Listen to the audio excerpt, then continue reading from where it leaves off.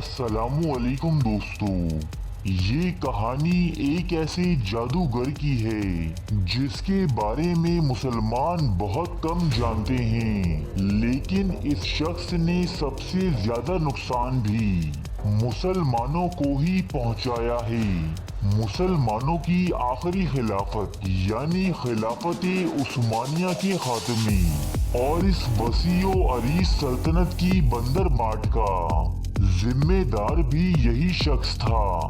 इस शख्स को मरे हुए तकरीबन 400 साल गुजर चुके हैं, लेकिन इसके मानने वाले आज भी इस दुनिया में मौजूद हैं और मुसलमानों की जड़ें खोखली कर रहे हैं। हम बात कर रहे हैं डोनमा नामी यहूदी फिरके के बानी सबताई ज़ेवी की, जो सन 1648 ईस्वी के दौरान सल्तनत उस्मानिया में पैदा हुआ। इसका बाप एक कट्टर यहूदी होने के साथ साथ एक कामयाब ताजिर और दौलतमंद शख्स था।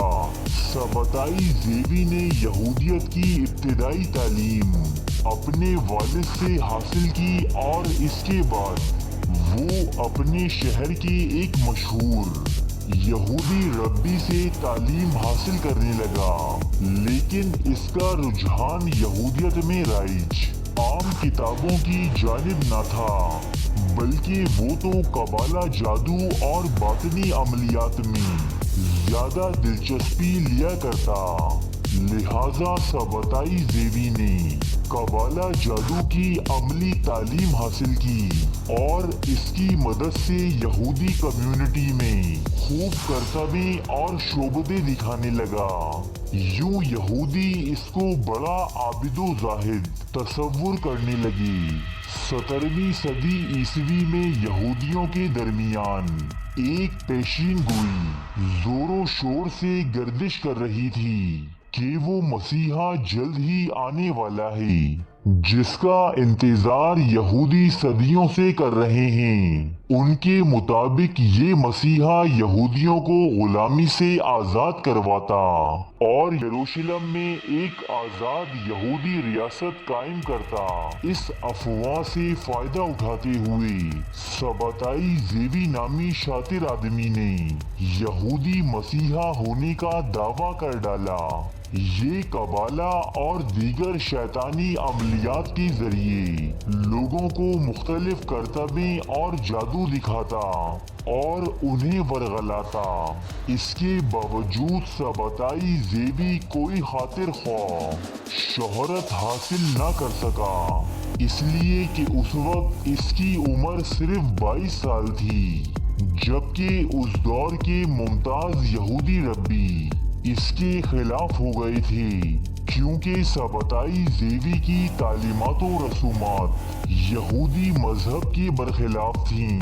अजीबो गरीब अकायद के सबब जब अपने लोगों में इस आदमी का जीना दुश्वार हो गया, तो ये मुख्तलिफ शहरों में जाकर अपनी दावत आम करने लगा।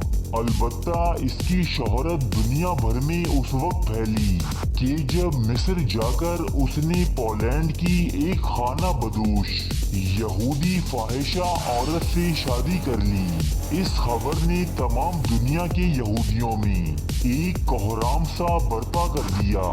किसी आबिदो जाहिद यहूदी आलिम का खाना बदोश फाहिशा यहूदन से शादी करना यहूदियों के नजदीक उनके आने वाले मसीहा की एक निशानी थी।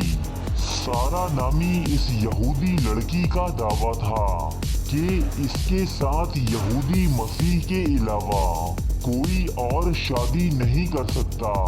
लिहाजा नाउजु बिल्ला खुदा ने इसको इस बात की इजाजत दी थी कि वो मसीह के आने तक जिससे चाहे जिनसी ताल्लुकात कायम कर ले, और वो ये करती रही। इस शादी के सबब सबताई ज़ेवी ने खूब शोहरत समेटी।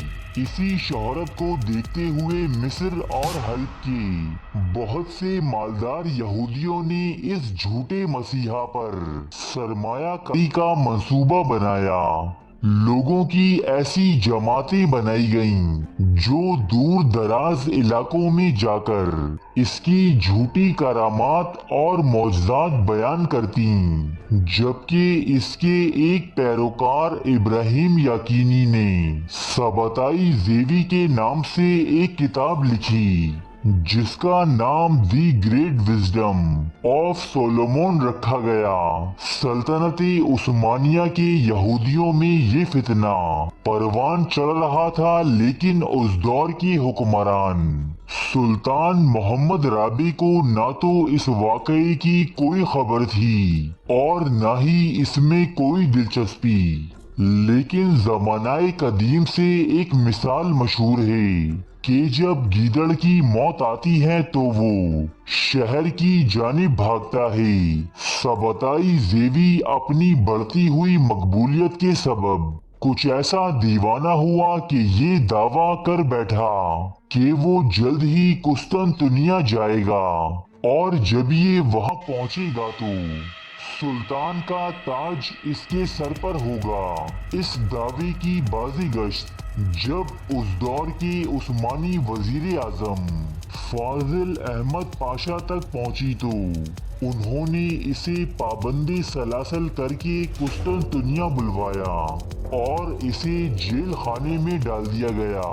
کچھ دن قسطنطنیہ میں رکھ کر بعد ازاں اسے مصر کے مشہور قید خانے ابیدوس میں بھیج دیا گیا۔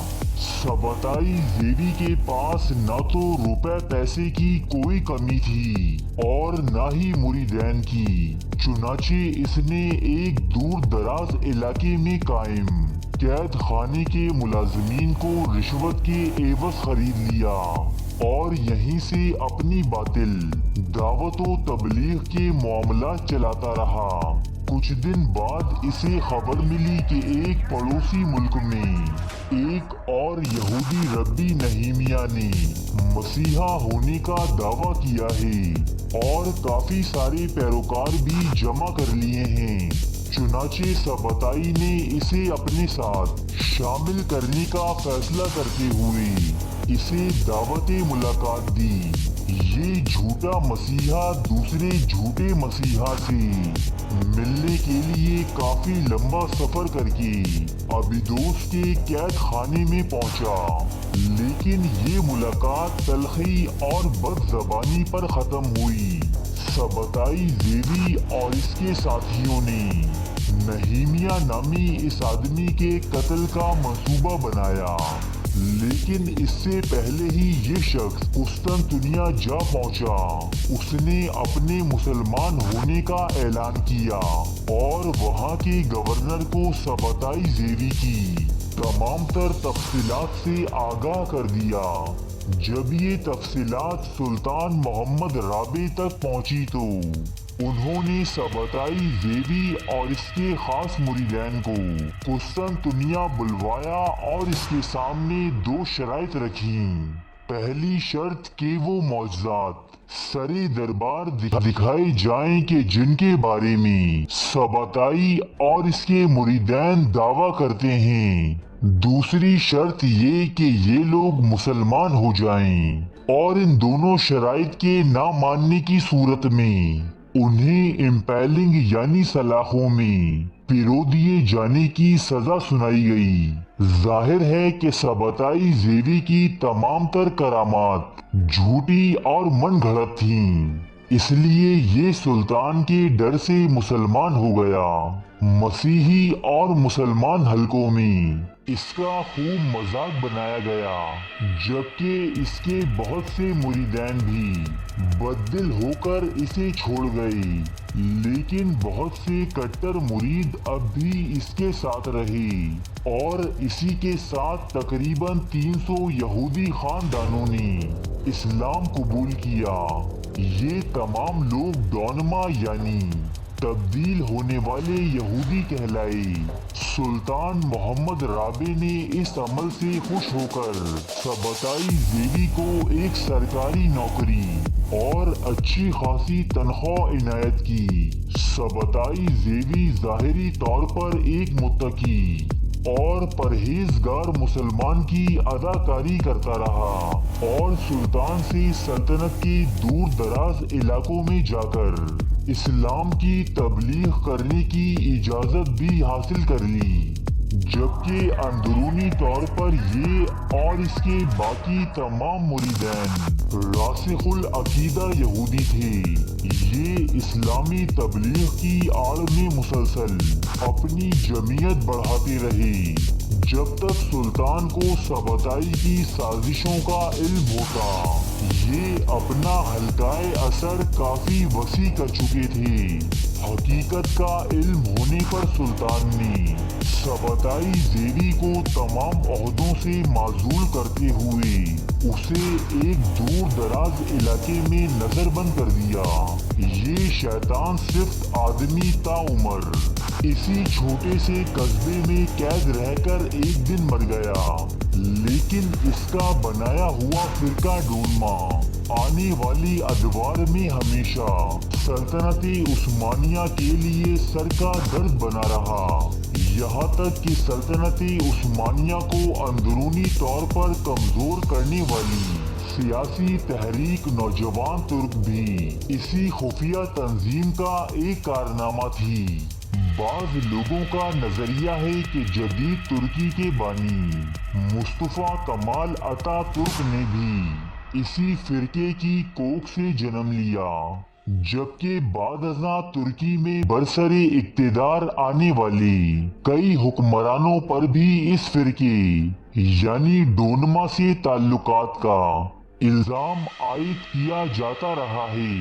ایک اندازے کے مطابق آج بھی ترکی میں کم و بیش 1,00,000 کے قریب ڈونما یہودی آباد ہیں، جبکہ ان کے بانی سبتائی زیوی کو آج بھی یہودیوں کی تمام خفیہ تنظیمات کا بانی تصور کیا جاتا ہے۔